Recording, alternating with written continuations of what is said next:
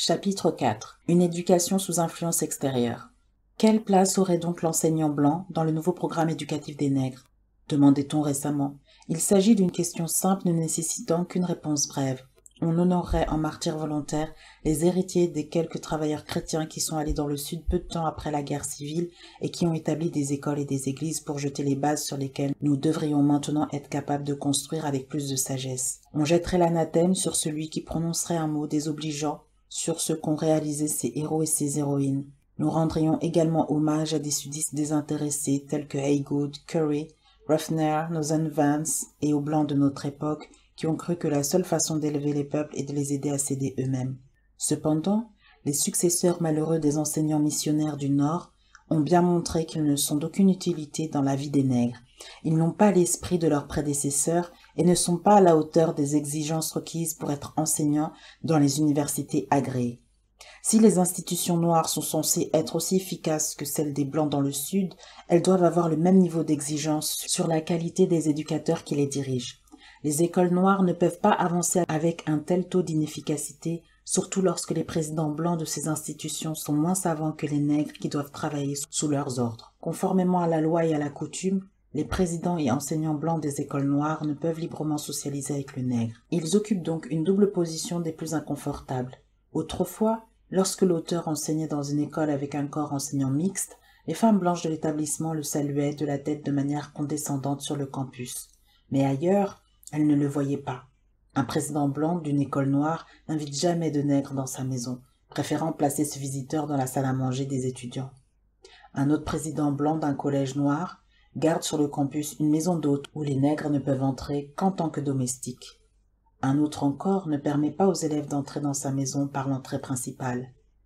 Les nègres formés dans de telles conditions sans protester deviennent carrément lâches et dans leur vie continueront à se comporter comme des esclaves en dépit de leur émancipation symbolique. Existerait-il une autre méthode qui ne puisse être aussi bien appliquée par un professeur blanc pour approcher ou attirer l'enfant noir, demandait-on récemment. Pour être franc, nous devons admettre qu'il n'existe que peu de choses que les enseignants noirs peuvent transmettre aux enfants de leur propre race et qui ne puissent être tout aussi bien présentées par des personnes d'une autre race s'ils ont la même attitude que les professeurs noirs. Mais dans la plupart des cas, la tradition, la haine raciale, la ségrégation et la terreur rendent une telle chose impossible. La seule chose à faire dans ce cas est donc de gérer la situation telle qu'elle est. Cependant, nous ne devons pas affirmer qu'une personne blanche qualifiée ne devrait pas enseigner dans une école noire. Il ne peut y avoir d'objection à un tel service si pour certains postes le blanc pouvait temporairement faire un meilleur travail que le nègre. Mais si l'on doit contraindre le nègre à vivre dans le ghetto, il pourra plus facilement s'en sortir par son propre leadership que par celui qui lui est lourdement imposé. Le nègre ne sera jamais en mesure de montrer toute son originalité tant que ses efforts seront dirigés de l'extérieur par ceux qui le proscrivent socialement. De tels amis le maintiendront dans le ghetto inconsciemment. Cela ne signifie pas pour autant qu'il faille un système séparé, mais plutôt des écoles et des enseignants de bon sens qui comprennent et encouragent ceux qu'ils instruisent. Ceux qui soutiennent la position contraire pensent que l'éducation est un simple processus qui consiste à communiquer des informations.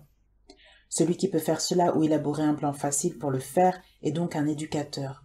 Dans un sens, cela est vrai, mais là réside la plupart des problèmes du nègre. Le véritable enseignement est celui qui incite les gens à vivre pleinement, à apprendre à embrasser la vie et à la rendre meilleure. Mais jusqu'à présent, l'instruction donnée aux nègres dans les collèges et les universités a produit l'effet contraire. Dans la plupart des cas, les diplômés ont simplement augmenté le nombre de mécontents qui n'offrent aucune solution pour changer les conditions indésirables dont ils se plaignent. Il ne faut compter sur l'effet de la protestation que si cette dernière est soutenue dans un programme constructif. Malheureusement, les nègres qui pensent comme l'auteur et osent s'exprimer sont stigmatisés comme étant des adversaires de la coopération interraciale.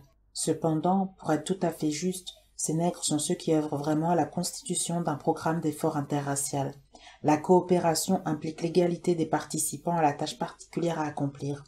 Aujourd'hui, au contraire, la manière habituelle est que les Blancs élaborent leurs plans à huis clos, les font approuver par quelques nègres nommés à la direction, puis emploient une équipe blanche ou mixte pour mener à bien leur programme. Ceci n'est pas de la coopération interraciale. Aujourd'hui, au contraire, la manière habituelle est que les Blancs élaborent leurs plans à huis clos, les font approuver par quelques nègres nommés à la direction, puis emploient une équipe blanche ou mixte pour mener à bien leur programme. Ceci n'est pas de la coopération interraciale. Ceci est tout simplement l'ancienne façon de procéder qui consiste à faire appel à l'inférieur pour exister les ordres du supérieur. Pour l'exprimer dans un langage néoclassique avec les mots de Jesse Thomas, les nègres s'occupent du ramassage et les blancs de l'exploitation. Cette attitude irrationnelle des amis du nègre est due à la persistance de l'idée médiévale qui vise à contrôler les classes défavorisées. Derrière les portes closes, ces amis disent de faire attention à la promotion de nègres à des postes de direction, sauf s'il peut être déterminé à l'avance qu'ils vont faire ce qu'on leur dit de faire. On ne sait jamais quand des nègres peuvent faire un faux pas et embarrasser leurs amis. Après avoir été promus à des postes d'influence, certains d'entre eux sont connus pour être devenus incontrôlables et avoir défendu l'égalité sociale ou exigé, pour leur race, les privilèges de la démocratie, alors qu'ils devaient se limiter au développement éducatif et religieux. Souvent, on dit également que le moment n'est pas venu pour les nègres de prendre en charge l'administration de leur établissement, car ils n'ont pas de contact pour récolter des fonds.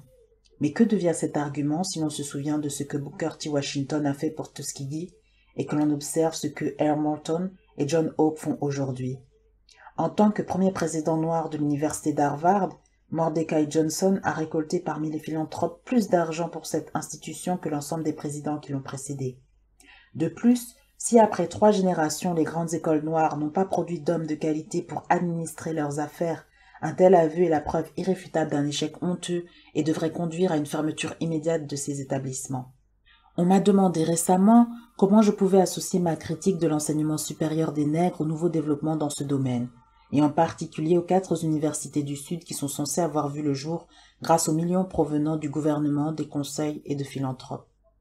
Je crois que la mise en place de ces 4 centres d'apprentissage à Washington, à Atlanta, à Nashville et à la Nouvelle-Orléans peuvent marquer un tournant dans le développement de la race noire. Mais un échec colossal de l'ensemble du système est tout aussi possible. Si ces institutions ont pour but d'être des répliques d'universités telles que Harvard, Yale, Columbia et Chicago, si les hommes qui sont censés les administrer et y enseigner doivent être les produits d'illustres théoriciens qui ne se sont jamais penchés sur la vie du nègre, l'argent ainsi investi sera tout aussi rentable que s'ils avaient été utilisés pour acheter des cacahuètes à jeter aux animaux de cirque.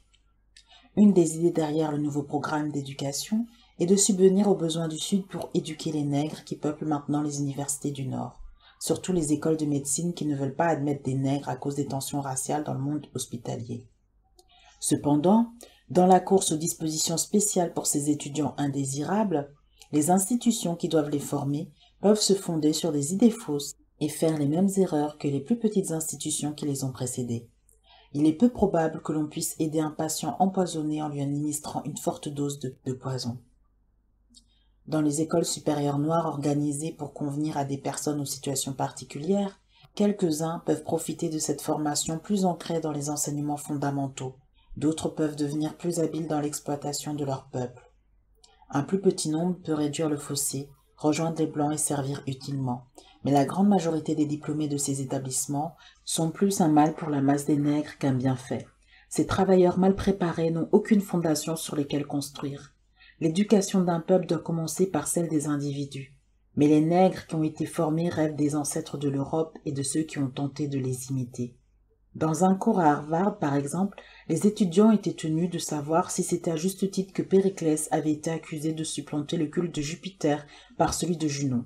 Mais ils comprenaient ensuite qu'ils auraient été beaucoup mieux préparés à travailler parmi les nègres de la Black Belt s'ils avaient consacré ce temps à apprendre pourquoi John Jasper, dans son célèbre sermon « Le soleil tourne », a soutenu que la planète était immobile, au milieu de la ligne du front alors que Joshua combattait pour la 2e fois. En m'entretenant l'autre jour avec l'un des hommes dont les millions servent à la construction des 4 universités dans le Sud, il m'est apparu qu'il estimait que ces institutions accréditées pouvaient pousser comme des champignons avec des théoriciens en décalage avec le peuple. En d'autres termes, vous pouvez aller presque n'importe où et construire une installation de 3 millions de dollars, placer un homme blanc pour réaliser ce que vous voulez accomplir, et en peu de temps, il peut obtenir ou former des hommes préparés à répondre aux exigences d'une université. Ici, nous voulons un homme qui a obtenu une maîtrise d'anglais, dira-t-il. Envoyez-moi un autre qui a son doctorat en sociologie. Il m'en faudrait un autre en physique. Or, l'expérience a montré que les hommes de ce type peuvent remplir une université, mais cette dernière ne peut se contenter d'un encadrement aussi superficiel. L'auteur a tenté l'expérience de la gestion d'une université et le résultat a été une histoire qui fera un titre intéressant pour les journaux. L'auteur a tenté l'expérience de la gestion d'une université et le résultat a été une histoire qui ferait un titre intéressant pour les journaux. Lorsque le docteur William Bainey Harper établissait l'université de Chicago, il a appelé à la tête des divers départements des hommes qui s'étaient distingués dans le monde des arts. Certains avaient des diplômes supérieurs et certains n'en avaient pas. Plusieurs d'entre eux n'avaient jamais accompli de travail qui requit des diplômes. Tous, cependant, étaient des hommes dont la pensée faisait bouger le monde. On peut soutenir que les nègres n'ont pas de tels hommes et doivent les former, mais une telle chose ne peut se faire par contrainte comme nous le tentons maintenant. Il vaudrait mieux stimuler l'essor des enseignants les plus progressistes du passé que de faire l'expérience avec des novices qui sont le produit d'un enseignement supérieur dégradé. L'auteur a pris conscience l'autre jour de la dégradation du doctorat quand un de ses amis s'est précipité dans son bureau en disant « J'essaye de vous voir depuis quelques jours, je viens d'être refusé à un poste, je travaillais pour l'obtenir et l'on me dit que je ne peux pas m'attendre à une promotion tant que je n'aurai pas mon diplôme de doctorat. » C'est ainsi qu'il l'a dit. Il ne pouvait même pas prononcer les mots, mais restait déterminé à obtenir son diplôme de doctorat pour accéder au poste qu'il visait. Ce statut honteux de l'enseignement supérieur est dû dans une large mesure au faible niveau des institutions qui ont tendance à diplômer à tout va. Pour obtenir un emploi ou en conserver un, vous y allez et y restez jusqu'à ce qu'elle compose un doctorat. Et vous n'avez pas à vous inquiéter davantage. Le présupposé est que presque toutes les écoles seront heureuses de vous engager par la suite et que vous recevrez un salaire élevé. Une enquête a toutefois montré que les hommes qui ont un doctorat perdent le contact avec les gens plus communs et ne font pas un travail aussi créatif que ceux qui sont moins diplômés. Après avoir reçu les honneurs qui les ont conférés, ces soi-disant intellectuels se reposent souvent sur leur laurier. Peu de personnes ont pensé à la gravité de l'inertie de ces hommes qui sont à la direction des affaires parce qu'ils ont répondu aux exigences réglementaires d'universités pionnières qui sont loin de l'avant-garde. Le General Education Board et le Fonds Julius Rosenwald ont une politique qui pourrait être une solution partielle au problème du manque de compétences des instructeurs des universités noires. Ces fondations donnent des bourses aux professeurs noirs pour qu'ils améliorent leur façon de travailler dans les domaines qu'ils enseignent à présent dans le Sud. Ces organisations, en règle générale, n'envoient pas une personne à l'école dans le but d'obtenir un doctorat. S'ils trouvent un homme d'expérience et de bon sens ayant la capacité de progresser, ils financeront ses études pendant 1 an ou plus pour qu'il se mette à jour sur tout ce qu'il y a de nouveau dans son domaine. L'expérience a montré que ces enseignants ont pu accomplir un bien meilleur travail que les docteurs en philosophie trop formatés. De plus, les universités du Nord ne peuvent pas faire de programme d'études supérieures spécifiques pour les nègres. Les études supérieures pour les nègres en chimie se font à Tuskegee avec George Washington Carver. Au moins 100 jeunes doivent attendre tous les jours pour entendre les paroles de ce savant et être en mesure de transmettre aux générations futures ces grandes connaissances de la chimie agricole. Les nègres souhaitant se spécialiser dans l'agriculture doivent le faire avec des travailleurs comme T. Campbell ou B. Huber parmi les fermiers noirs du Sud. Ni Columbia ni Chicago ne peuvent assurer un enseignement supérieur pour l'éducation du nègre en milieu rural, car leur enseignement est principalement basé sur ce qu'ils savent des besoins éducatifs de la communauté blanche. Un tel travail pour les nègres doit être effectué sous la direction des pionniers qui construisent des écoles et recréent un programme éducatif pour ceux de l'arrière-pays. Les dirigeants de ce genre peuvent fournir la base sur laquelle une université à l'éducation réaliste peut être établie.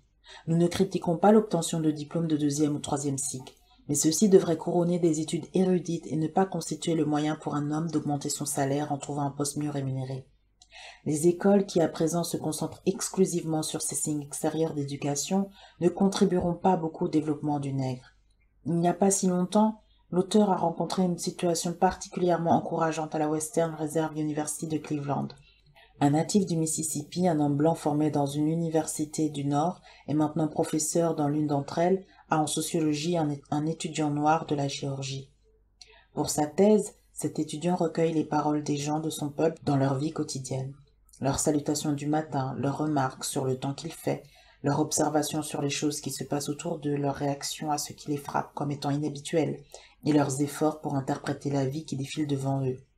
Ce blanc du Mississippi et ce nègre de Géorgie sont sur la bonne voie pour comprendre le nègre. S'ils ne s'affrontent pas sur la question de l'égalité sociale, ils serviront bien mieux le nègre que ceux qui essaient de savoir si Henri VIII a plus convoité Anne Boleyn que Catherine d'Aragon, ou s'il était juste de considérer qu'Élisabeth était moins digne de confiance que Philippe II d'Espagne.